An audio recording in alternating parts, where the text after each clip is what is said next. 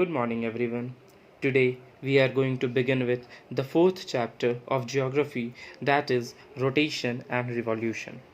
In this chapter, we will be paying emphasis to the topics such as movements of the earth, rotation, its causes and its effects, revolution, its causes and its effects.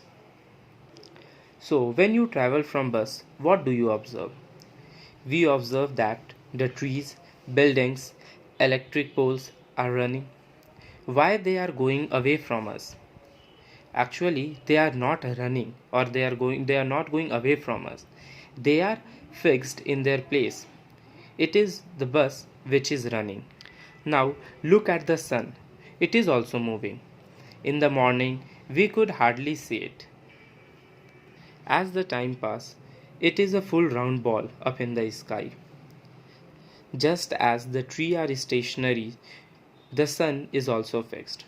It is our earth which is moving. As it is moves, we feel that sun is also moving. We already know that sun is a star in the solar system and earth is a planet which goes around the sun in its fixed orbit. Like all other planets in the solar system, the earth also make two type of motion.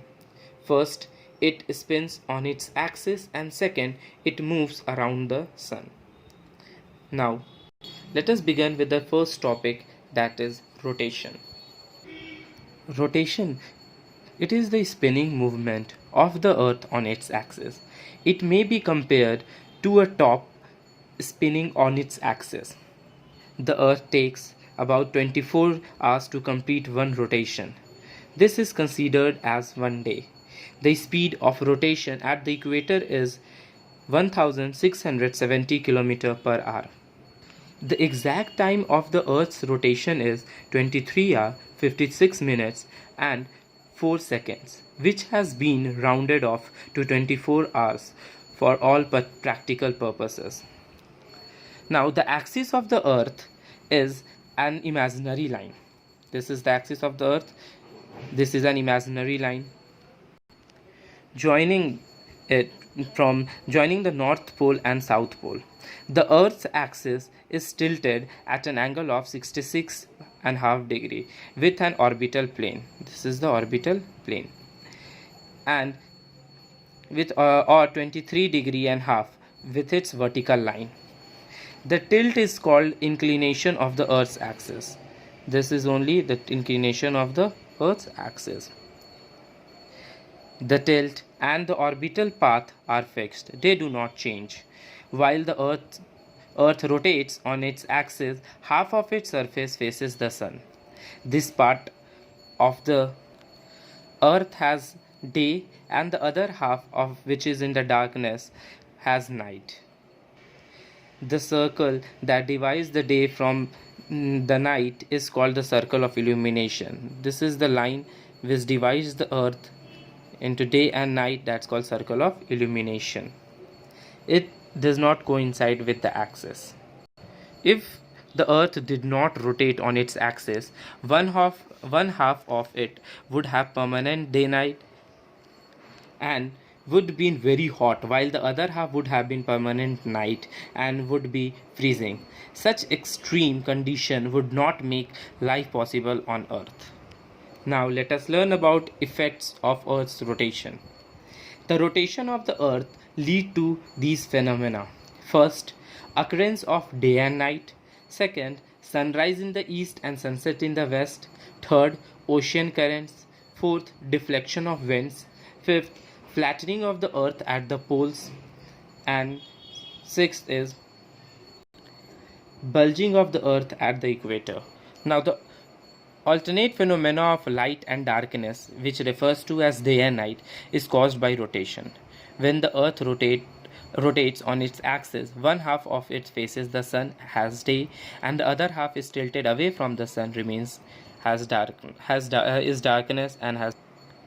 Just before the sunshine, there is a period of diffused light called dawn. Similarly, at the time after sunset, there is a reddishness in the sky.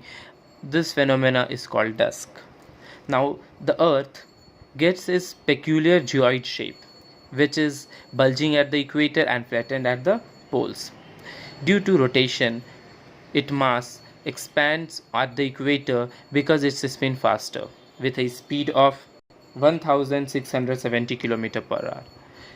The centrifugal force generated by rotation caused the bulge of its rock at the equator. Now, what does the term centrifugal force means? It is a type of force which acts on the earth generated by the rotation of the earth and tends to move things away from the equator. Now, tides. The rhythmic rise and fall in the sea water, that's called tide. They are caused when the sun and the moon exert the gravitational pull together. As we know, the earth rotates from west to east, so the sun seems to rise in the east and set in the west. Other heavenly bodies also appear to rise in the east and move in an arc across the sky and sets in the west every day. This phenomena can be compared to what we see. When we look out of the window of a moving train, it appears to us that trees, telephone poles, buildings on either side race past in the opposite direction. Actually, they are stationary and it is the train that is moving. Same in the above case, the sun is stationary and earth is moving along around the fixed path called orbit. That's all for today. Thank you.